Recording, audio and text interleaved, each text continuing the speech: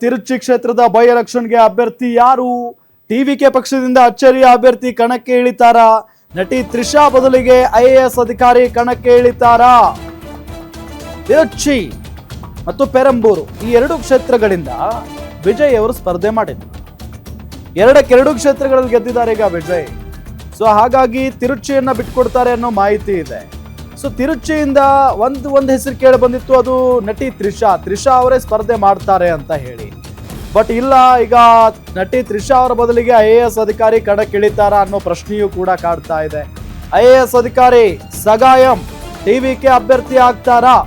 IAS ಅಧಿಕಾರಿ ಸಗಾಯಂ TVK ಅಭ್ಯರ್ಥಿ ಆಗುವ ಸಾಧ್ಯತೆ ಇದೆ. ಸದ್ಯ ನಿವೃತ್ತಿಯಾಗಿದ್ದಾರೆ 62 ವರ್ಷದ ಸಗಾಯಂ. ಈಗಾಗಲೇ ತ್ರಿಷಾ ಹೆಸರು ಸೋಷಿಯಲ್ ಮೀಡಿಯಾದಲ್ಲಿ ಸದ್ದು ಮಾಡ್ತಾ ಇದೆ. ಆದ್ರೆ ಪಕ್ಷದ ವತಿಯಿಂದ ಅಧಿಕೃತ ಘೋಷಣೆ ಆಗಿಲ್ಲ, ಬರೀ ಸೋಷಿಯಲ್ ಮೀಡಿಯಾದಲ್ಲಿ. ತ್ರಿಷಾ ಅವರೇ ಸ್ಪರ್ಧೆ ಮಾಡ್ತಾರೆ ತಿರುಚಿಯಿಂದ ಹಾಗೆ ಹೀಗೆ ಅಂತ ಹೇಳಿ. ಮತ್ತು ಇಲ್ಲಿ ಮಾಜಿ ಐಎಎಸ್ ಆಫೀಸರ್ ಅವರ ಹೆಸರು ಕೂಡ ಕೇಳಿ ಬರ್ತಾ ಇದೆ. ಸೊ ಆ ನಿಟ್ಟಿನಲ್ಲಿ ಸಗಾಯಂ ಅವರೇ ಸ್ಪರ್ಧೆ ಮಾಡ್ತಾರೆ ಅಂತಲೂ ಕೂಡ ಹೇಳಲಾಗ್ತಾ ಇದೆ. ಸೋಷಿಯಲ್ ಮೀಡಿಯಾದಲ್ಲಿ ತ್ರಿಷಾ ಹೆಸರು ಹಲ್ಚಲ್ ಸೃಷ್ಟಿ ಮಾಡಿತ್ತು. ಬಟ್ ಇದೀಗ ಐಎಎಸ್ ಅಧಿಕಾರಿ ಸಗಾಯಂ ಹೆಸರು ಮುನ್ನೆಲೆಗೆ ಬಂದಿದೆ.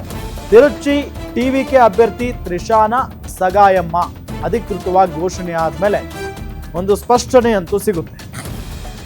ಬಟ್ ಕುತೂಹಲ ಅಂತೂ ಇದ್ದೇ ಇದೆ ಸಹಜವಾಗಿ.